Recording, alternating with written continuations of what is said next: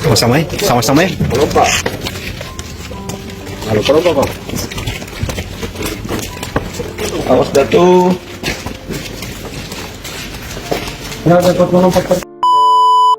Halo guys, balik lagi dalam channel gua. Guys, hari ini gua akan menceritakan pembunuhan yang terjadi di daerah Kendari, yakni seorang wanita ditemukan dalam kondisi bersimbah darah di dalam rumahnya. Dan korban pun merupakan tante artis FTV, Yvonne Inawade. Bagaimana kronologi dari kasus ini? Yuk kita simak videonya. Kota Kendari, Sulawesi Tenggara diguncang kabar duka yang menimpa seorang wanita bernama Anti Inawade berusia 59 tahun. Korban merupakan tante dari artis FTV sekaligus manajer band Anaconda, Yvonne Inawade. Korban ditemukan tidak bernyawa secara mengerikan di rumahnya di Jalan Supu Yusuf, Kelurahan Korumba pada hari Selasa malam tanggal 1 Juli 2025. Jasad korban ditemukan tergeletak di lantai dalam rumah dengan kondisi bersimbah darah dengan luka terbuka di bagian lehernya. Saat ditemukan, korban hanya mengenakan pakaian setengah lengkap. Muncullah dugaan adanya aksi keji di balik kematiannya. Diketahui jika korban ini tinggal seorang diri di rumahnya, sementara suaminya bekerja di Konawe. Menurut kesaksian dari keponakannya, Yvonne Inawade, korban ini masih berkomunikasi dengannya melalui pesan WhatsApp pada hari Senin sore tanggal 30 Juni 2025. Namun saat kakak korban mencoba menghubungi pada malam hari, pesannya hanya centang satu, menandakan ponsel milik korban ini sudah tidak aktif. Lalu pada hari Selasa, Yvonne pun tidak mendapatkan kabar dari korban. Pesan WhatsApp-nya pun masih centang satu. Lalu Yvonne yang berada di Jakarta menghubungi suami korban untuk mengecek kondisi tantenya. Pada hari Selasa malam 1 Juli 2025, sahabat korban yang bernama Efrata Lantemona datang ke rumah korban untuk mengecek kondisinya. Di saat itulah Efrata menemukan tubuh korban yang tergeletak bersimbah darah di lantai dalam rumahnya. Sahabat korban pun segera melaporkan kejadian ini pada pihak kepolisian setempat. Polisi yang mendapatkan laporan segera bergerak menuju ke lokasi dan setibanya di TKP, saat ditemukan korban ini tergeletak dalam posisi tertelungkup dan setengah tanpa busana dengan luka sayatan pada lehernya yang masih mengeluarkan darah. Selain itu, ditemukan kondisi rumah yang berantakan berupa pecahan kaca, beberapa pakaian dalam wanita berserakan dekat jasad korban, serta ditemukan adanya sebuah sajam parang yang ditemukan di bak kamar mandi. Pihak kepolisian melakukan evakuasi pada jasad korban, lalu membawanya menuju Rumah Sakit Bayangkara Kendari guna dilakukan proses otopsi. Pada sisi lainnya, pihak kepolisian pun terus melakukan penyelidikan secara intensif dengan memeriksa sejumlah saksi untuk mengungkap motif dan pelaku pembunuhan mengerikan ini. Setelah dilakukan otopsi, selain menemukan luka terbuka pada leher korban, dokter forensik pun menemukan adanya cairan pria pada vital korban yang diduga korban ini telah dinodai lalu dibunuh. Dalam posisi terbaring miring ke kanan dengan dalam keadaan bersimbah darah, ya, darahnya dalam jumlah banyak berada di lantai. Tanda-tanda kekerasan secara kasat mata terlihat tanda kekerasan benda tajam, ya, benda tajam di leher korban, seperti sebuah sabetan dari alat tajam, ya. Kasus pembunuhan ini menggemparkan kota Kendari dan bertanya-tanya siapakah pelaku pembunuhan tersebut. Pihak kepolisian terus melakukan penyelidikan secara intensif dan mendalam untuk mengungkap pembunuhan ini.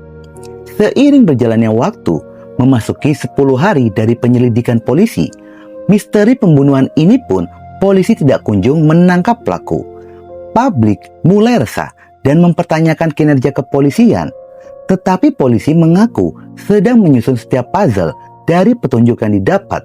Terlebih lagi, barang-barang berharga milik korban tidak ada yang hilang.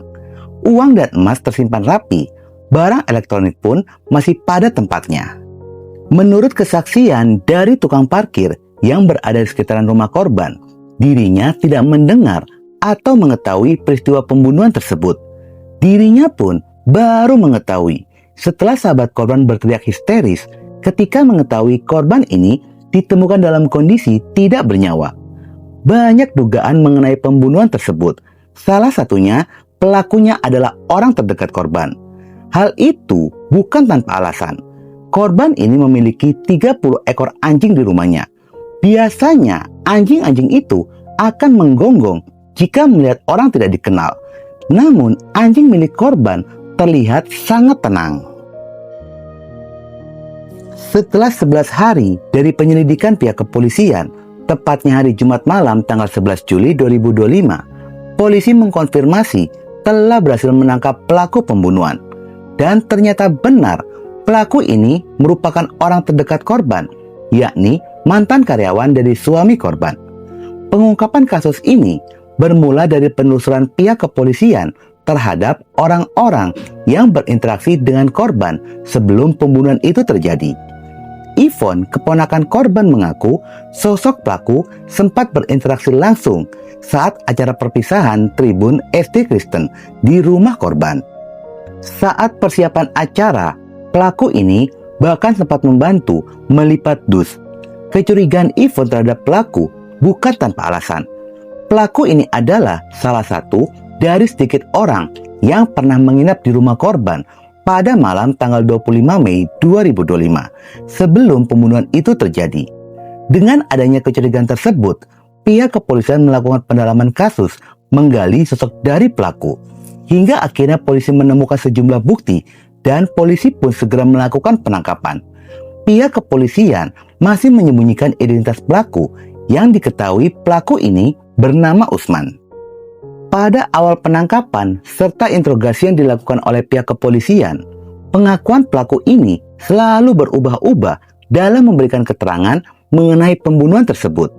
Sehingga polisi pun tidak bisa memastikan apa motif dari pembunuhan dan masih terus melakukan pemeriksaan kepada pelaku.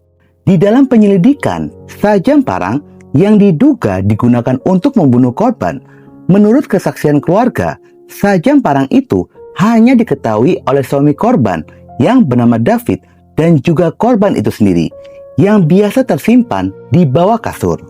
Komandan, hasil interogasi keterangannya masih berputar-putar, belum bisa kita simpulkan. Kami harus melakukan pemeriksaan mendalam terkait dengan motif dan lain-lain sebagainya. Oleh karena itu, pihak kepolisian pun akhirnya memutuskan untuk melakukan pemeriksaan kepada David, suami korban, sebagai saksi kunci untuk dimintai keterangan, dan juga istri kedua David turut diperiksa oleh polisi, serta ada beberapa orang saksi lainnya diperiksa oleh polisi.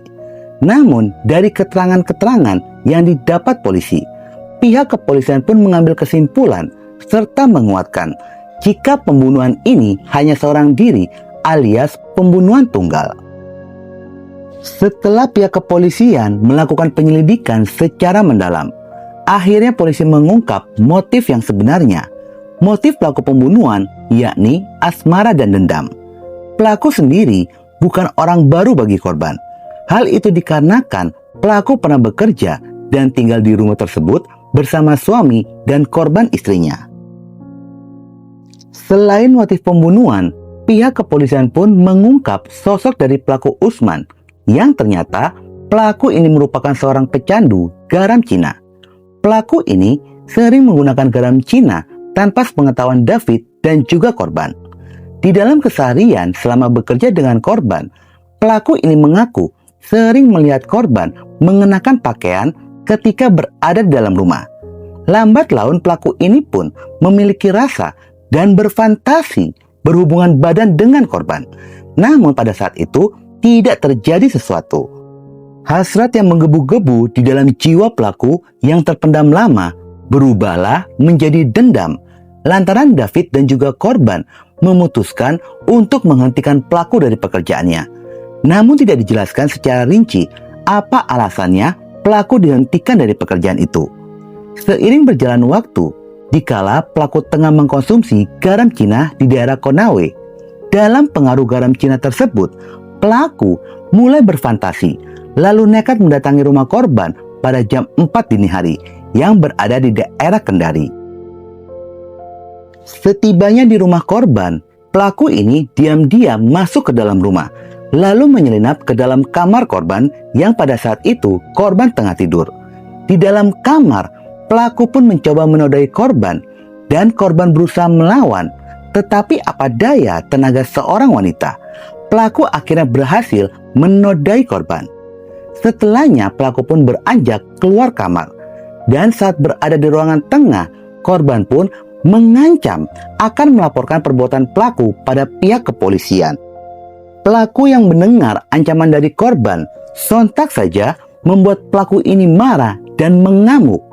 Pelaku menarik tangan korban keluar kamar, dan saat di ruangan tengah itu, pelaku membanting tubuh korban ke lantai. Saat itu, pelaku menemukan sebilah sajam parang yang disimpan di dapur.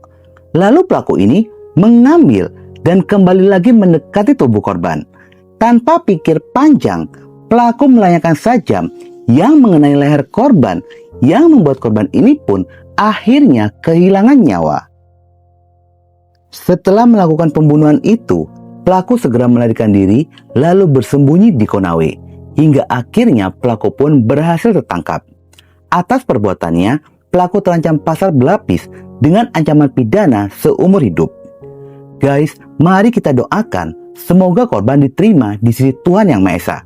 Dan semoga saja bagi kalian yang masih mengkonsumsi garam Cina, semoga saja kalian cepat sadar karena berdampak buruk bagi kesehatan, ekonomi, dan akal pikiran kalian. Oke guys, sekian dulu video gua hari ini, dan jangan lupa ikuti terus video gua. Oke?